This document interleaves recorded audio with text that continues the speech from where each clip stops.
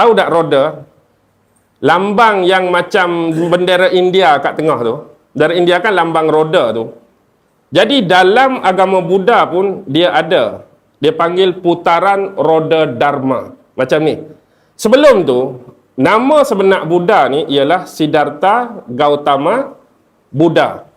Nama betul dia tu, Siddhartha Gautama Buddha. Penghidupan yang benar, Buddha kata apa? Buddha pernah kata, jika kamu mencari rezeki, janganlah menyebabkan rezeki yang kamu dapat menyusahkan kehidupan orang lain.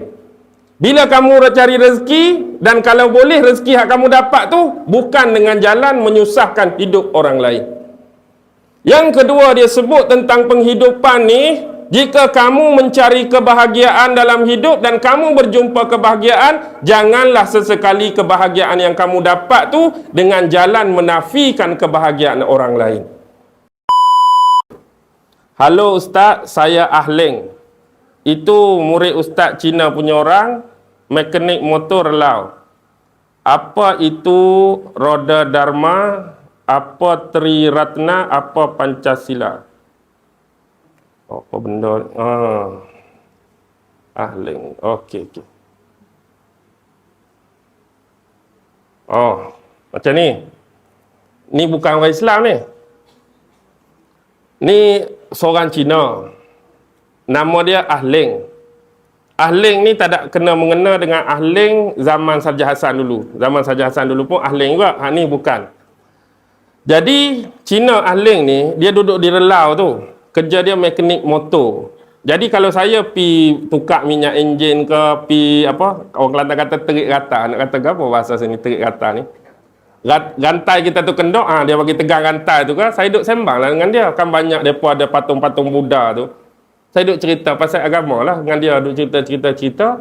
Lepas tu saya duduk cakap banyak dengan dia. Dia kata, oh hang banyak tahu lah. Nanti apa-apa aku tanya dengan hang. Jadi ni dia tanya sungguh. Dia duduk dalam keadaan tu dekat setahun dah. Bila saya pi saja pasal motor, mesti cerita pasal agama Buddha dengan dia. Jadi ni dia duduk tanya. Dia duduk tanya roda apa ni? Roda Dharma, Triratna, Pancasila. Oh, macam-macam. Nanti. Indonesia Pancasila lain. Dalam Buddha Pancasila lain. Okey, macam ni lah lebih kurang. Tak apalah sambil-sambil. Jadi soalan dia ni penganut agama Buddha. Penganut agama Buddha yang jenis kalau kita orang Islam bukan jenis orang semayang mana. Faham tak? Jenis dia menganut agama tu bukan dia tahu sangat pasal agama dia sendiri. Dan dia pun bukan selalu semayang, dia kata. Jadi dia tanya soalan pertama tentang roda Dharma. Tahu tak roda? Lambang yang macam bendera India kat tengah tu. Dari India kan lambang roda tu. Jadi dalam agama Buddha pun dia ada. Dia panggil putaran roda Dharma. Macam ni. Sebelum tu, nama sebenar Buddha ni ialah Siddhartha Gautama Buddha. Nama betul dia tu, Siddhartha Gautama Buddha. Bapa dia ialah Sri Raja Baginda Raja Sudodana. Nama bapa dia Sudodana dari suku kaum Sakya dia ni.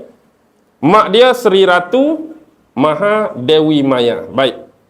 Bila dua orang ni berkahwin, maka lahirlah Siddhartha Gautama Buddha Taman Lumbini. Bila anak ni lahir, 7 hari lepas dia lahir ni, mak dia meninggal. Mak dia, Ratu Maha Sri Dewi Maya tadi meninggal. Bila mak dia meninggal, bapa dia lah yang jaga.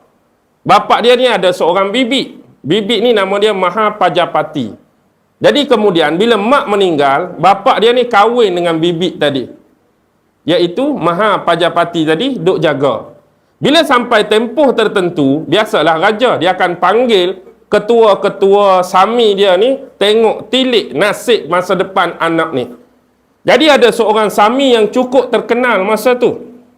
Sami ni seingat saya nama dia Asita Kaladewala. Nama dia Sami ni Asita Kaladewala ni. Dia mari dia kata satu masa nasib anak ni dia akan jadi baginda maharaja. Maksud baginda maharaja ialah raja segala raja, tuan segala tuan.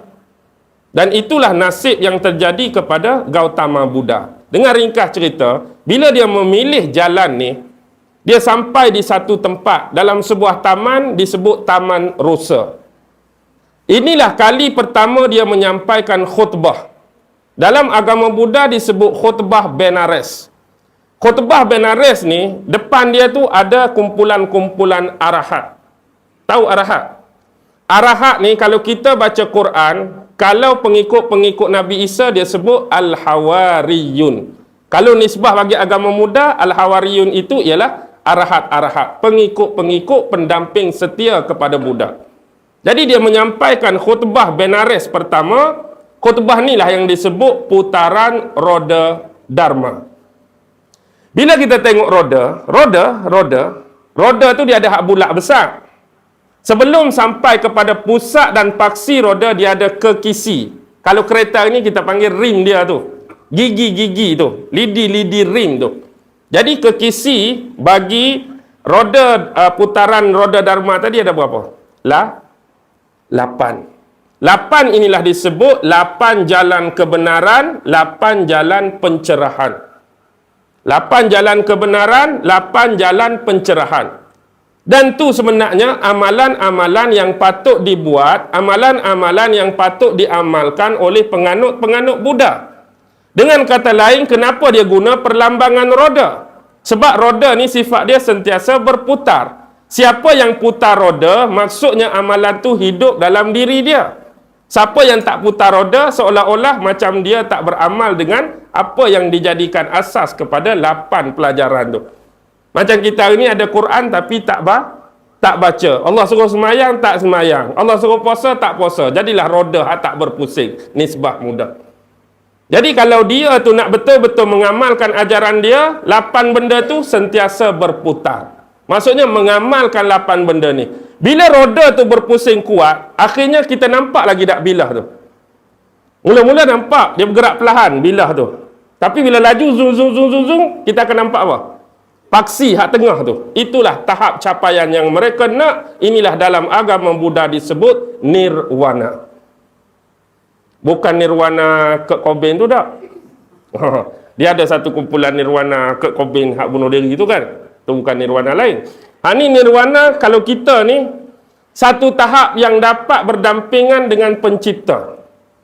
Ni nirwana. Satu alam, kalau kita lebih pada syurga sebenarnya tahap nirwana terjemahan sebenar Buddha ni. Syurga tu bawah nirwana lagi. Istilah nirwana sebenar. Maksudnya satu alam yang lebih tinggi, dekat pada hadirat Allah lah kalau kita. Dekat dengan hakikat pencipta dah nirwana ni. Baik. Apa yang disebut jalan 8 kebenaran, 8 pencerahan tu bahasa mudah macam ni. Pertama dia sebut pandangan yang benar.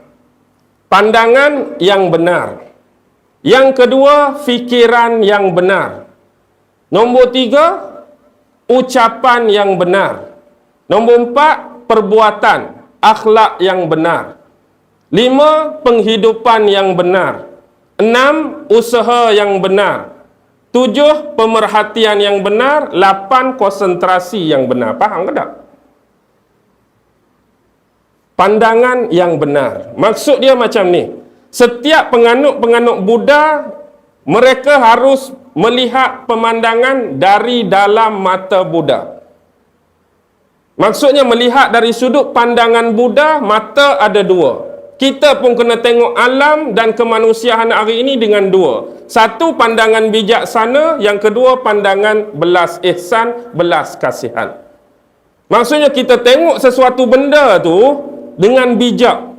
Jadi jangan tengok sekali tu terus kita keluarkan pendapat.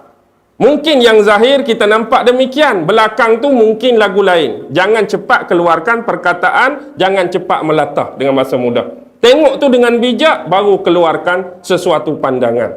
Yang kedua, kena ada ihsan. Kena ada belas kasihan. Sebab manusia ini tidak ditakdirkan punya bakat dan kemahiran yang sama. Kalau kita dikurniakan lebih, ihsan. Kasihanlah kepada orang yang lebih kurang dari kita. Itu pandangan yang benar. Yang kedua disebut sebagai pemikiran yang benar. Maksudnya hidup kita hari-hari fikir hanya benda yang baik, benda yang positif dan pikiran-pikiran yang jernih. Jangan duk fikir benda mengarut. Jangan duk fikir benda negatif. Fikiran yang baik, fikiran yang betul, fikiran yang jernih lah akan menghasilkan karakter-karakter dan peribadi yang baik. Fikirkan apa yang kita fikirkan. Diri kita tu sebenar apa yang kita fikir. Betul ke tak? Kau fikirkan kau boleh tu tak? Lagu. Bila kita fikir kita boleh, memang boleh. Jika kita fikir kita tak boleh, memang awal-awal lagi. Kita memang tak boleh. Sebab kita fikir kita tak boleh. Kita tu apa yang kita fikir. Okey, yang ketiga, ucapan yang benar. Jauhilah pembohongan, jauhilah pendustaan, jauhilah penipuan. Ucap benda yang bagus, benda yang baik, benda yang berilmu, benda yang bermanfaat. Tu dari ucapan yang benar. Peribadi, nombor 4, perkerti yang benar, akhlak yang benar. Buat hanya perkara-perkara Islam cakap mudah, akhlak mah mudah, buang akhlak mazmumah. Penghidupan yang benar, ni ada kata-kata masyhur dia. Penghidupan yang benar macam ni. Penghidupan yang benar, Buddha kata apa? Buddha pernah kata, jika kamu mencari rezeki, janganlah menyebabkan rezeki yang kamu dapat menyusahkan kehidupan orang lain.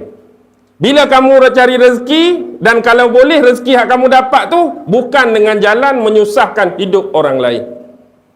Yang kedua dia sebut tentang penghidupan ni, jika kamu mencari kebahagiaan dalam hidup dan kamu berjumpa kebahagiaan, janganlah sesekali kebahagiaan yang kamu dapat tu dengan jalan menafikan kebahagiaan orang lain. Seterusnya ialah apa dia? Usaha yang benar. Usaha yang benar di sini merujuk kepada jalan yang sebenar menuju kepada Tuhan. Bukan bersifat dunia ni. Usaha nak menjadikan kita tu dekat dengan Tuhan. Ibadat-ibadat, ritual-ritual, amalan-amalan dalam agama Buddha, itulah usaha yang benar. Jadi tinggalkan benda yang bersifat fana, hancur ni. Jadi pergi hak kekal, Tuhan pencipta kita. Pemerhatian yang benar. Jadi kata-kata harus benar, perbuatan harus benar, semua. Yang akhir sekali konsentrasi tu, inilah dipanggil tahap meditasi. Maksudnya memikirkan tentang pencipta. Bagaimana cara untuk sampai ke sana.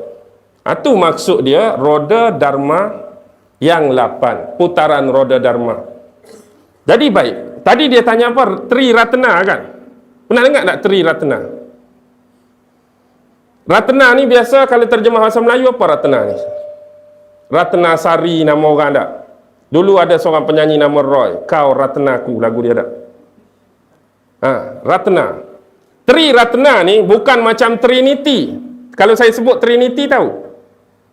Trinity ni macam Kristian punya pegangan akidah, itulah Trinity. 1 Allah, 2 Nabi Isa, 3 Ruhul Kudus. Tu Trinity. Dalam agama apa tadi? Agama Kristian. Dalam agama Hindu ada Trinity. Tuhan Brahma, Tuhan Vishnu, Tuhan Shiva. Dalam agama Buddha ada Trinity. Buddha Dharma, Buddha Amitabha, Buddha Maitreya. Trinity. Baik. Sekarang dalam agama Buddha, kalau kita kitab Al-Quran, Yahudi kitab Taurat, Injil kitab Isa sebagai contoh, mereka ada kitab-kitab yang namakan Tripitaka. Bukan Triratna lagi ni, Tripitaka. Bahasa Sanskrit, Tripitaka bermaksud 3 bakul. Tahu bakul? 3 bakul lah, Tripitaka. 3 bakul, kitab pertama nama apa? Sutta Pitaka. Kedua, Wisaya Pitaka. Ketiga, Abhidhamma Pitaka. Ni kitab asas agama Buddha. Sutta Pitaka, Wisaya Pitaka, Abhidhamma Pitaka gabung jadi Tripitaka tadi. Baik, yang dia nak tanya Triratna. Triratna saya nak sebut. Pertama Buddha, yang kedua Dharma, yang ketiga Sangha. Oh, tak tahu semua Ustaz. Buddha tu Buddha lah. Buddha tu Buddha. Dharma kalau dalam istilah Islam itulah tariqah. Dharma ni jalan nak sampai pada Tuhan. Dan Sangha itu ialah biarawan ataupun biarawati. Dengan bahasa mudah, Sangha tu adalah sami lelaki dan juga sangga tu merujuk kepada sami perempuan. Jadi bagi macam ni, kalau huraian agama Buddha, Buddha dia tahu dah bakat yang pencipta bagi, kemahiran yang Tuhan bagi tak sama. Jadi dia nak sediakan satu agama, nak suruh orang ikut jalan yang 8 ni, bukan semua orang boleh tembus. Bukan semua orang boleh ikut. Tapi dia nak cari satu pelindung. Siapa yang paling lemah, orang awam macam mana pun kena masuk dalam 3 ni. Inilah panggil Tri Ratna ni. Inilah Tri Protect, Tri Defend, Tri Pertahanan. Siapa nak sampai, walaupun dia orang awam, ini dia. Cari Buddha, cari Dharma, cari Sangha. Ini hal 8 tu lah. Itulah jalan. Siapa yang beramai dengan 8 roda tu, insya-Allah sampai. Tapi dia kena ada macam kita utusan. Ustaz-ustaz, ulama-ulama, itulah sangganya. Kalau tok guru kita ustaz, tok guru kita orang alim, tok guru kita tok guru kita ulama, dia sami lah. Itu kalau sangga. Inilah protect nak jaga terus kekal, mewarisi apa? Mewarisi kelangsungan agama ni. Jadi pernah ada cerita macam ni. Ada seorang raja tu, dia tua dah. Bila dia berjalan dalam hutan, dia tengok seorang Tok Sami Buddha duduk dalam sarang burung atas pucuk pokok. Sarang burung tu macam ni. Sarang burung tu banyak. Dia kutip sarang burung, dia buat satu macam rumah dia dengan sarang burung. Dia duduk tapa atas tu lah. Bila raja hak tua ni lalu dia tengok, ada Tok Sami atas tu. Dia pun suruh turun. Tok Sami tu pun turun. Dia kata, kamu penganut agama apa? Aku ialah penganut agama Buddha. Oh, sama. Aku pun Buddha. Jadi aku nak tanya Tok Sami kamu satu soalan. Apakah ajaran Buddha yang paling penting? Dia kata 3 benda saja, hak paling penting. Jangan buat jahat, jadilah orang yang baik, bersihkanlah hati dan jiwa kamu. Tu saja. Hak paling penting. Jangan buat jahat, buat hanya benda yang baik-baik, bersihkan hati kamu. Kawan tu raja hak tua, dia kata, Allah, kalau kamu bagi lagu ni, budak 5 tahun pun boleh faham. Budak 5 tahun boleh faham. Jangan buat jahat, buat benda baik, sucikan hati. Aku mengharapkan kamu bagi ceramah yang panjang, ceramah yang detail. Dia kata, walaupun budak 5 tahun faham, tapi nak buat dia, nak tunai dia, 80 macam kamu pun belum tentu boleh buat. Betul ke tak? Nak buang hak jahat, nak amal hak baik, nak suci hati, belum tentu.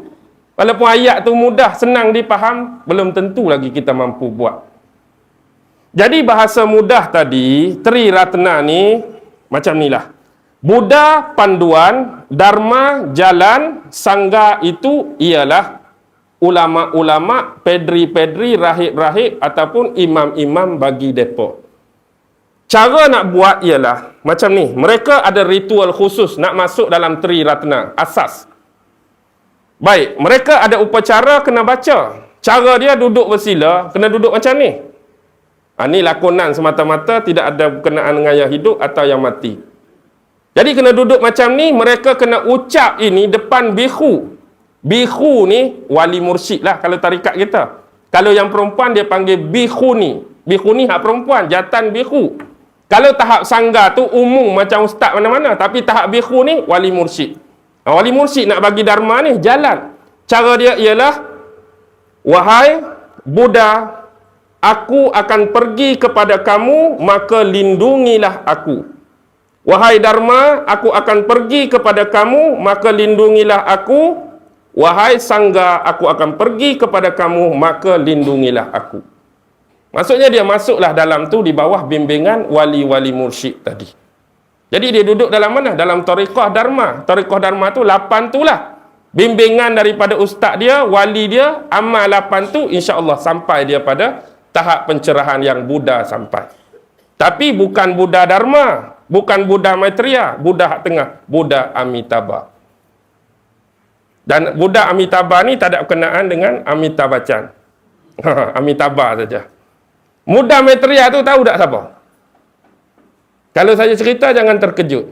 Hakikat hujung Buddha Maitreya bila dia cerita dalam 3 kitab dia ni, sifat-sifat kelahiran dia, bagaimana dia hidup, Buddha Maitreya lebih menjurus kepada siapa? Nabi Muhammad sallallahu alaihi wasallam. Sifat-sifat Buddha Maitreya sebiji dengan kisah Nabi Muhammad. Sebenarnya agama-agama yang terasing ni terhasil daripada kitab-kitab lama, daripada ajaran nabi-nabi yang dah jauh, akhirnya diselewengkan oleh jin, iblis dan setan. Jadi hak asal itu masih banyak lagi kesamaan juga macam Hindu. Tengok Kalki Avatar. Depa duk tunggu Kalki Avatar muncul hujung zaman. Padahal Nabi dah Kalki Avatar tu. Dan tak ada kena mengena dengan filem Avatar hak orang warna biru tu. Tu Kalki Avatar. Kalau Buddha Maitreya tu. Buddha Maitreya itulah Nabi Muhammad. Cuba baca, cuba kaji, insya-Allah anda akan bertemu dengan segala sifat dia tunjuk sebiji. Ada tak Buddha duduk padang pasir? Ada tak Buddha duduk padang pasir? Pernah tengok tak orang Buddha duduk padang pasir? Tapi dalam tu sifat Buddha akhir zaman, Buddha Maitreya dia duduk padang pasir. Anak yatim. Waktu dia kecil dah kematian ibu dan bapa. Duduk di bumi yang panas, bumi yang gersang. Akan membawa satu pencerahan dan cahaya baru. Akan ditentang oleh kaum dia sendiri. Tapi tak ada lagi cerita Buddha-Buddha hebat macam tu. Kecuali hanya mirip kepada kisah Nabi Muhammad. Jangan terkejut. Sebenarnya banyak kitab-kitab agama lain yang sebenarnya tersisip kisah Nabi-Nabi dan Rasul. Kisah Nabi-Nabi dan Rasul banyak. Tapi kita perlu buat analisa dan kajian. Okey, abaikan Pancasila. Pancasila betul lah abang kata tu, Indonesia. Satu rukun negara. Pancasila dalam nisbah agama Buddha ialah pengakuan untuk tidak melakukan 5 perkara yang terkutuk. Pertama ialah jangan membunuh. Yang kedua, jangan mencuri. Yang ketiga, jangan berzina. Yang keempat, jangan berbohong. Yang kelima, jangan minum arak atau minum minuman keras atau memabukkan. Tu Pancasila dalam agama Buddha. Sebab tu dia kena ada ritual depan biku juga, kena duduk macam tadi. Aku bertekad melatih diri, menghindar diri daripada membunuh semua makhluk-makhluk yang hidup dan bernyawa. Hak macam nombor 1, jangan membunuh. Aku bertekad iaitu melatih diri, menghalang diri daripada mengambil hak dan barang yang tidak diberi. Maksud faham tak? Barang yang tidak diberi ialah jangan mencuri. Nombor 3, aku bertekad melatih diri, menghindar diri daripada melakukan asusila. Asusila tu berzina. Dapat dah malam ni asusila. Kalau acu sila, dia suruh bersila. Ni asusila. Yang nombor 4, aku bertekad melatih diri, menghindar diri daripada melakukan pembohongan, penipuan dan pendustaan. Jangan cakap bohong. Dan yang terakhir, aku bertekad melatih diri, menghindar diri daripada meminum minuman keras, arak dan memabuk. Tapi ramai tak orang Buddha minum arak ini?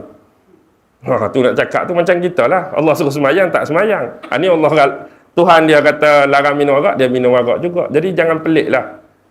Semua agama ada yang taat, semua agama ada yang ingkar ataupun asi, iaitu tidak mengikut perintah agama masing-masing.